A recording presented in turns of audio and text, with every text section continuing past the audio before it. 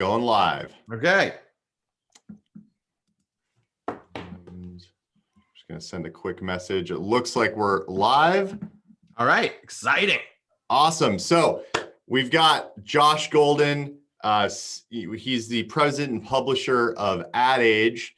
I'm fortunate enough to have met him a few years back. That was a good event, actually. Yeah, that was an awesome event. So without further ado, it'd be awesome to get a little background on you, and really appreciate you hopping on with me today. Oh God, yes, my pleasure. This is so fun to do. I feel like I'm somewhere between Mr. Rogers, because I do a show every day on or some type of content every day from Ad Age, and in prison. I come to the same room for 8 or 10 hours a day, and I get my yard time in the afternoon. I get to walk around in a circle for a good 30 minutes, but it's good. The role in particular has changed. I was just talking with my head of events just a moment ago, and I was saying how Ad Age, when I joined, I'm just coming up with my 4th year now, and Ad Age for the past 4 years has been one thing, and 90 years before, or for 90 years or so, it's been this very important industry, feature, but it has certainly changed quite dramatically in the last little bit. And my hope, of course, is while I'm endlessly thinking about the safety and security of everyone in the, in my company and in the country and in the world, it's certainly, we're trying our best to be as supportive as we can from a business perspective on an ongoing basis. What does everyone need? But I can give you, I don't know, do you want background on me? I'm happy to do that too. Well, I think you've done a really nice job of giving background on you at Ad Age, but I mean, you've been in the space for a long time, so it's not Sure. just your perspective on Sure. The last 4 years of Ad Age. My wife describes me as the Marco Polo of I don't know, endlessly sort of searching for what's the thing that's right. So I started off in the film and television world. I worked in my first job. I was the head prosecution exhibit creator for the O.J. Simpson trial. So I was working for the prosecution, and every night Marcia Clark and I would have a conversation about what we needed to go make for the next day, which was always amazing. But I left that LA career behind, went into the .com world for 3 or 4 years at AT&T on the brand side for a while, then went to the agency side for about 20 years, had a small stint at NBC Universal starting up the digital side of their business for a while, and then Xerox as our marketing lead, and then now here at Ad Age. So I've been on the media side, on the agency side, on the brand side, and now on the publishing side. So I've kind of been exploring endlessly all the things that I can do to cross connect. And this job actually is this perfect sort of culmination of everything that I've done in my life and all the connections that I've made to sort of arrive at like, wow, this is an interesting opportunity to bring together all the people that I've known for a while. Yeah, it's pretty awesome. And you've got, all those experiences have to be helpful in a time like now, right? Yeah. So speaking of which, yes, sir. I want to talk about, we've already been talking about the new normal and what that means to a bunch of different folks. But, in terms of ad industry, and the marketers and the CMOs and the brand marketers that you deal with, what does the new normal mean to you?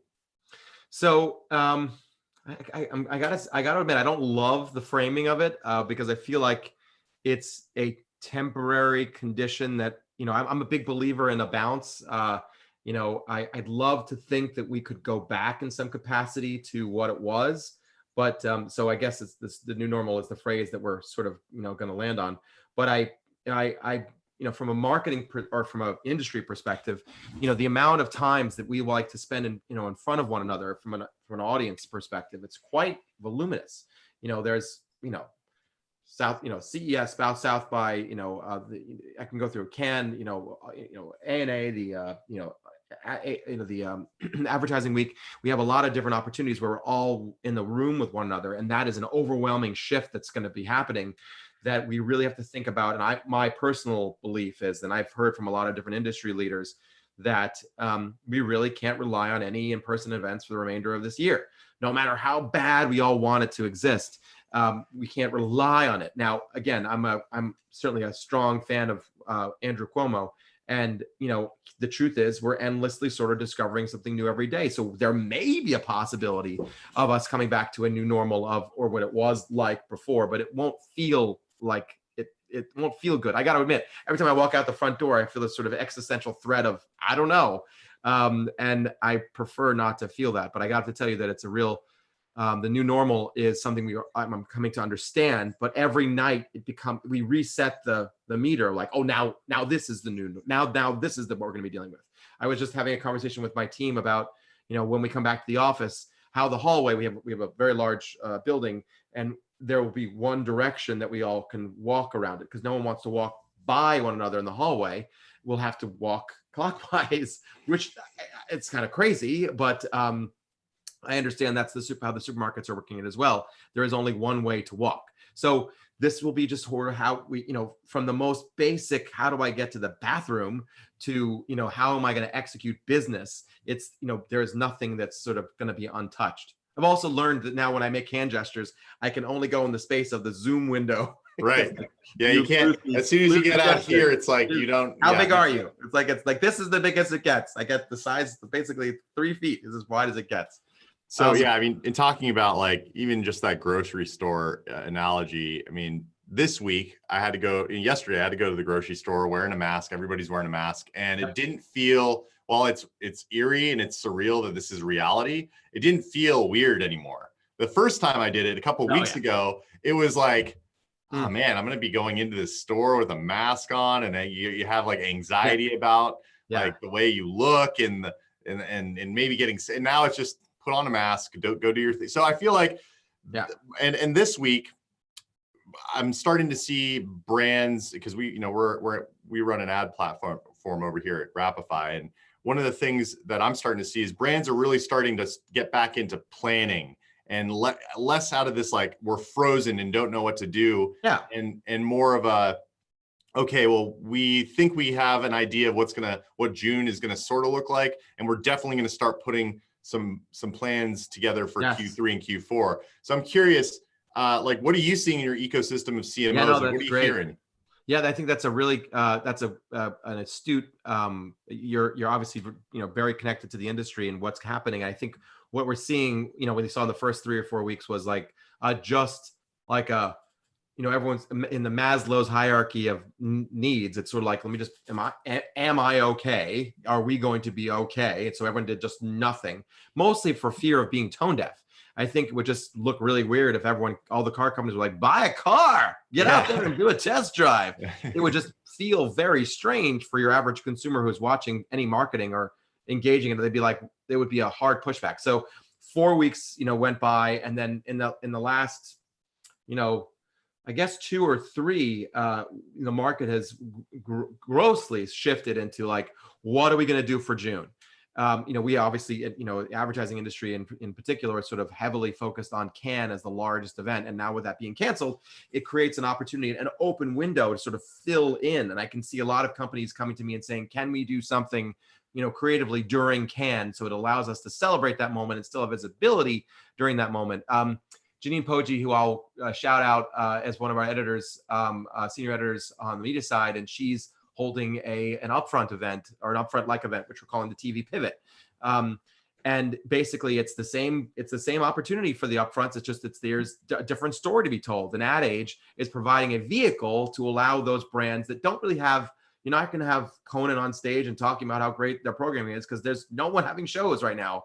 But we have the ability for them to speak about what it is that's going on in their space, because brands are going to be listening, because they have to know they have to buy something, and it's going to be, something's going to be returning. But the momentum that you're seeing, James, is mirrored in the industry. Everyone's planning for, really, I think, we're going to start to see, some good momentum in May and into June, July, August. I don't believe we'll be looking at anything that will be in person, but it will be a lot of virtualized. Everyone will have stood up their virtualized opportunities. Ad Age had the sort of the benefit of being early to the plan on a virtualized solution. And on our first event we did, which was 6 weeks ago on a Thursday, we had 9,000 people show up and attend concurrently. Because that is it was enormous, but everyone was sort of hungry for information. and it's still, we've received Super Bowl level traffic every day on our site, which ordinarily is reserved for one day, which is the Super Bowl. Right. But we've had the same level of attention because there is no more water cooler or a chat or, hey, did you see the? It's everyone's going to directly to Ad Age to sort of get that content. So I believe that was because of our news entity. People were hungry for things, and now there's this sort of spin up, much like you're doing here, James. You're creating your own content series, and you're not really hitting too hard on Rapify, but everyone who is listening to you and becoming aware with you know of you as a business leader that's creating a piece of content that they can use to learn and be beneficial for their brand in their future. So it behooves you to continue to sort of make things, and then as brands are starting to loosen up, okay, maybe we could do it this way. Your brand is well poised to be in the position of actually having a brand come to you and saying, actually, I want to do a thing with you guys. And that's what you would propose. Yeah, I appreciate the sentiment on that. I mean, I think one of the things that I've been challenged with in terms of the types of content, because there's so much content coming out. There's so many people like me that want to do live streams, that want to do all these things, and it's hard to sift through what you're going to get to tune into today. But going back to like the 9,000 people that tune into that virtual event, I mean, right. Getting 9,000 people to come to a physical event is a big deal. Is really difficult. And if you're able to extract, a majority of the value out of it, and we figure out a way of being able to do that, I think that's really interesting. Like having a virtual TV up front where Conan's not standing on the stage, but Conan's in the Zoom video box. Why not? That's pretty special, right? Yeah, it still works. I think there's a big opportunity to flip that. That might be the new normal. That might become the new normal. I agree. Right? And I think that we have to kind of all be willing to, I don't know. As a previous agency guy, and I'm admittedly different than your average publisher in a publication. I'm always thinking about where is the opportunity. What is it that we should be doing that we're not doing? And I guess in some capacity, we had such a great growth year in the last couple of years that I was slightly getting a little bit more, I wouldn't use the word complacent, but it feels like the right word. Just like, oh, it's comfortable right now. We know what's going to happen at Cannes. We know what's going to go on at South by. We know those things are they're locked philosophically. Now the 52 cards are up in the air, and anybody that has the capacity to move quickly is going to be in position to be successful in the future. And that is what I believe all brands and marketers and agencies should be thinking about. Like, what is it, if I had to remake what I'm doing completely from scratch, from the bottom to the top, I would say that now is the moment for them to think about, well, what should I really be doing? And what can I be changing? The idea that we just shifted into this sort of virtualized event solution was an idea that, my God, I was like, I believe this could work, but I had no idea about the enormity of the scale that we continue to get based on people of, hunger and interest. But there is that opportunity. And had we not done it, then we wouldn't have had the benefit of sort of endlessly creating other things that we've done in the last couple of weeks to sort of, capitalize on that audience's success. Basically, we're creating like a small cable channel, every day. 10,000 is not the hugest audience, but it's a very narrow and very engaged audience that is, marketers and agencies and brands all together and vendors coming together, be like, what's going on in the ad industry? And that's what we effectively, collapse together within the walls of Ad Age. Yeah, it's really interesting times. Going back to my earlier comment about like kind of what you're hearing across, the different CMO and brand marketing networks. Like, what are you hearing other brands starting to do? Are you seeing a resurgence in planning? Are you, because both of us, it sounds like both of us feel the same way about what Q3 and Q4 are going to look like in terms of a bounce back. It'll be a bounce. I think we're going to see a resurgence in traditional media, a bunch of different virtual events, a bunch of different, the ad spend is going to absolutely come back. How, to what level is a big question mark. But I'm curious, like what are you hearing in your network of CMOs? Yeah, so there's a great, thank you for the question. It's really important. I think one thing that I'm seeing the most is the interest of brands that have nailed their purpose. They know what their purpose is. They are a much better positioned to do something sooner than later. Brands that are a little unclear about purpose, or their purpose has generally been profit. It's just easier for them or harder for them to sort of come up with something that doesn't sound tone deaf. I know, James, I know you're doing, something that's really connected to your brand that is inherently, to help the frontline workers, which is, is exactly what a brand like yours should and could be doing, because realistically, you're well positioned to do, something good. And I think that's what, the brands that are going to be the most successful or the earliest movers are going to be successful with that. And then there's the brand arbitrage opportunities, like a company like Zoom, where, my mom didn't know that company at all. Not that she's unfamiliar, she's a PhD in math and super, super smart, but she didn't know about Zoom. And now, it's becoming a verb. And that it's really hard. I mean, Xerox took 100 years to get it into the vernacular of go make a copy of this, and now a Zoom meeting is it's the generic. And I think that we are in this position right now. I believe brand marketers are as we're looking at that. I prefer the V because I'm an optimist, but it's going to be more of a U where it's going to be coming back. But the things that will change is the events that were going to be the largest opportunities are now going to be virtualized. But thinking about it, conversely, even though we're going to have we have our small agency event, that we pull together. It's normally 400 or 500 people that come to a city, which is going to be awesome. I don't know whether that's going to happen in the same space, but let's just say, for example, it went virtual. Then we have the benefit of maybe stretching it over 2 or 3 days and having it be something that is 5,000 people can come to. And then you have a very different engagement. And then, of course, the question becomes, and this is where the opportunity exists, how do people still have that one-on-one interaction feeling that you can have at an event? So we're looking at multiple platforms that will allow us to have a virtualized engagement that feels like I can watch the main stage, or I can pull James and I can, hey, come over and let's go chat in this other room, which is a side room. But technologically, it still feels like, I don't know, 3/4 of my personal experience. There's no high-fiving and handshaking and hugging, but there is still information exchange and a chat and a conversation. Then we can go back to the main stage. But all of that will happen as I stay in this seat, attending the event. It's just totally different. But everyone has to sort of mentally switch their mindset. Just like you were uncomfortable wearing your mask the first time you went into the shopping market. Now it's like, this is the deal. When I go back to the office, and I'm walking to my desk, I'm walking clockwise to get to my desk, and I'm going to be wearing a mask until I get to my desk. And probably it'll be a different type of situation. I'll clean it off in the morning, and I just have to get used to that, even though it's extraordinarily uncomfortable to think about. It's not something I enjoy, but it's just what's going to be the case. Right. Yeah, I mean, if it keeps people safe and it keeps you alive, it's better. Right. I mean, that's kind of it, right? So safe and alive is really important. But people still has a benefit of yes, safe and alive. That's critical. That's the basics. But is there an opportunity to do something different?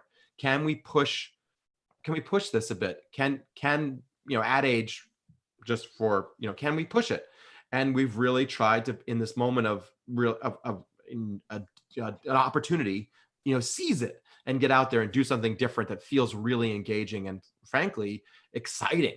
And so I, have been reveling in the opportunity, how do we help our audience and how do we make it better and how do we do all the things we can do? And now that it's kind of a little bit jello-y, can you change it? Can you be aggressive? And that's what I really feel like we've been, been pushing as hard as we can. So I'd like to let some Q&A come through. Oh yeah, sure. I didn't know you want to do it. Before we hop into Q&A, and as those questions start popping through, if you have questions, make sure to ask them in the LinkedIn. Yes, and stop texting it to my phone because people are texting. But one of the things that I've also seen, and this is a lemons to lemonade kind of scenario, is in the out-of-home advertising industry. It's an industry that Wrapify is a part of. Being an out-of-home platform, we've started to see some really cool things happen. This every Thursday we've had this Zoom happy hour that basically gets a very this cottage industry, this very small industry, all together on a pretty big Zoom call, and we break out into different rooms and we have a chance to talk about what's going on in the industry, what they're seeing, what their challenges they're experiencing, and that never happened before. That it barely happened on it happened once a year, maybe two or three times a year at physical events. It's now happening every week. So I'm starting to see that kind of stuff happen. And I think it's really encouraging. It's encouraging because we're becoming more connected. My big worry at the beginning, at the onset of this, was we're going to actually lose a connection with our industry, and we're going to lose a connection with our customer, our clients. And what's actually happened is, even though physically being in person and selling, being in person at those events and doing and making deals happen, we're starting to all transition. And so one of the questions I had was, being that the ad industry is such a in-person handshake, meet and make a deal happen industry, do you see the transition into doing the kinds of deals that were done in person via Zoom being something that happens this year? Yeah, I think so. I gotta say that, I've had, it's still personally, I still I try not to reply to emails when I'm feeling passionately about it, because it will sometimes it can be misconstrued. So I try to sort of go straight to the,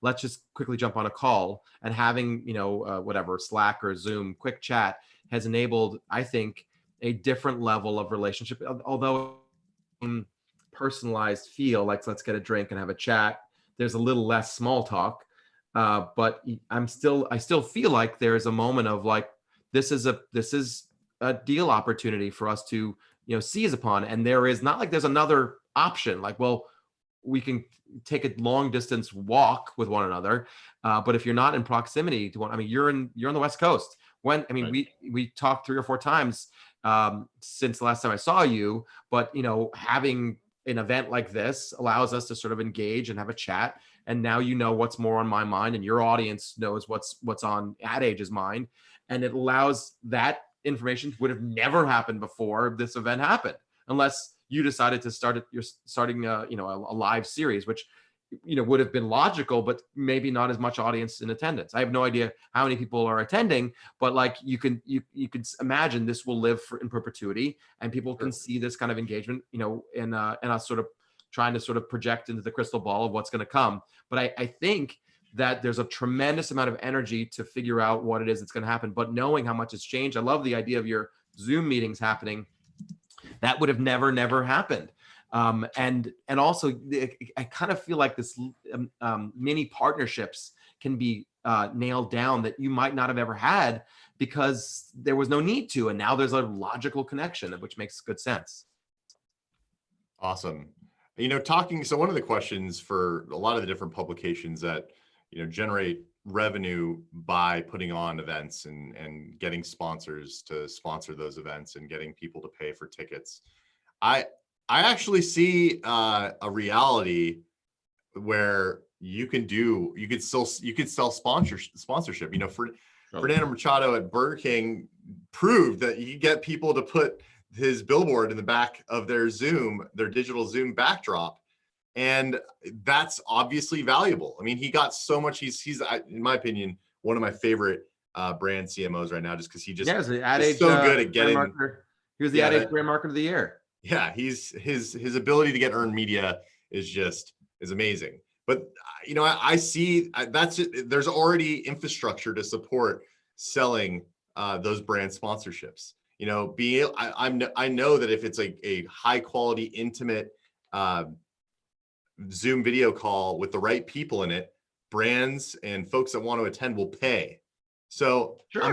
I'm really curious to see how that changes the landscape for brands like Ad Age and other media publications that do similar things. I'm curious, do you see that as being part of the future? Yeah, I mean, it has to be. The question that I'm exploring and trying to sort of come to terms with is like, what's the right number? I watched I'm a big Shark Tank fan. As you know, I know, James, because you were at Titans. The concept of when a founder is talking to you about how much it is that it costs them to make their widget, and then what they charge the consumer, there is this red face test that you have to be able to pass. And if it's 600% more than the cost for you to do the event, then you can't really pass the red face test. So I have to figure out what's the right number for us to be able to get an audience to attend, knowing full well that there is no F&B, There is no, we don't have to rent a hotel. They don't have to fly. All the costs are just the laptop and a light and a mic, and it's minimized. But then what really becomes the value, and you said it yourself, is what is the intelligence and the learning that I can take away from an event, and that becomes the actual raw dollar that someone's going to be willing to pay for a ticket price, which frankly we're going to explore our events in the future. Should they need to go virtualized, we'll have a solution that will be a ticket that you can attend, that will be a marginal cost than what it used to be to attend in person, but it will still be a cost. And I think sometimes I was in high school and we did Bagel Fridays, and I was the student council president, and I made it free for the first week, and people were throwing the bagels, and it was wasn't a thing. And then the next week we did it for 50 cents, and that difference in cost made it it's a mindset shift, right? Yeah, like, oh, you apply value to it. Yeah, there was everyone was telling me how great the bagels were. That shift is something we have to make certain. It isn't free. It's something, and I just figure out what's the right number. Yeah, and I've seen the same thing happen with some of the events I've put on, where selling attendance actually gets people to show up too. It's a lot harder to not show up to something. Yeah, I paid money for this. Paid for a ticket. So we got some questions rolling through. I'm ready. I love a good hard question. Pick a good one. So, what are your thoughts on the shift to change to more hyper local advertising, because people are a lot closer to their home? I'm curious how you feel about hyper local versus like a lot of the big national brand advertisers only spend nationally. Do you think there will be a shift to focusing on hyper local? Yeah. Do you don't want to call out who it was that asked, or was that your question, James? I'm curious. No, this is a question that came through from Doug. Hey, Doug. I mean, we've not, as Ad Age, we have obviously a large national platform, but we've seen specifically with the relationships that we have with Captivate and Outfront, that there is an interest because of their ability to sort of program down to the building level or the locate, like a street corner intersection, with the localized in New York at least. There's a lot of opportunity to very specifically target what in fact a message will be. And I think that knowing that there's less people next, on the highway, for example, it'll be more likely that more urban environments will be selected. Although there is a shift. There was a great phrase that I heard earlier from my from a colleague that was talking about basically the mass exodus from central cities to going into more suburban / rural environments, because they can't be in the city right now and it's a little more dangerous. So I think there'll be an opportunity to sort of a wider base versus just Manhattan. It's like Westchester is sort of a thought, and sort of into New Jersey, so you can start to hit, even though it's not Nebraska, it's still, there's a localized area that makes sense. Yeah, that does make a lot of sense. Even in this, I mean, it makes sense in the acute period of time, but I think it also is going to change the way people think about living in a city center in the future. I mean, it's not, I mean, it's always, I loved my apartment in Manhattan, but I'm really happy that I'm not in there right now. Yeah. We've got one more question from Jason. Okay. Do you see events, sports, and airport ad budgets or anything that COVID would have canceled moving or disappearing? So a lot of ad spend on TV and or not necessarily just TV, but like airport event-based advertising, a lot of out of home that was centered around events. Do you see it moving into other platforms or just evaporating? Well, when you're in the middle of the calendar year, right? So you're let's see, IBM, right? They have a lot of B2B advertising in market, and you don't have, it's done, on a longer term basis. So they kind of were locked in, at least for Q1. And then as they looked into Q2, maybe they pulled their budget, but those dollars, I believe they are, it's not necessarily going to be reallocated, maybe reallocated later in the year, but, obviously every company, because of the GDP, shift, has seen a compression in the overall revenue.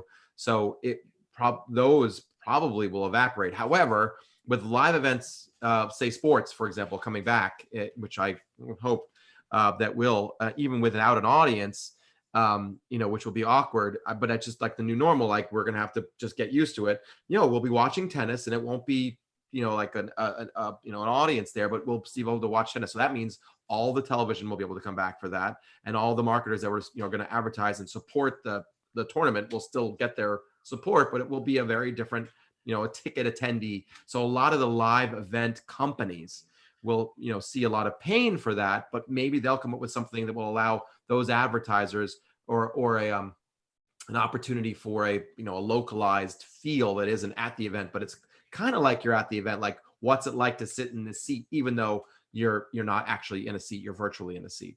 But I think that there will be a time that will go to the answer is C, both. There'll be some evaporation for just it was unwilling to spend money, and then a shifting to other areas that are like people are taking advantage of the brand arbitrage opportunities, like a live event. Like, let's go to the live event opportunities. Like we've seen a lot of singer, performers stand up gigs effectively that are just in their living room, they're performing, but people get to listen to them still. Awesome. And almost on the dot, it is 12:30. Oh, we nailed it. We nailed it. I really appreciate you being able to do this with me. One of the things I've learned, I've had comments from a handful of folks, and they say, hey, leave the live stream on for an additional 30 seconds because it cuts it sometimes. So I'm going to end the live stream here in about 15 seconds. Josh, thank you so much for taking time out of your day. This is really, really awesome. Super pleasure.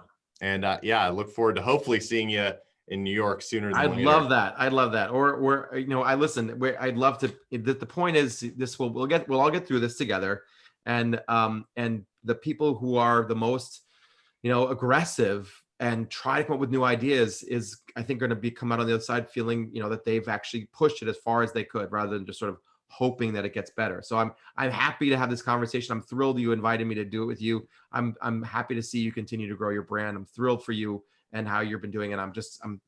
I'm honored that you asked. Awesome, Josh. Thank you so much. My pleasure. All righty. We'll see you. Bye. Bye.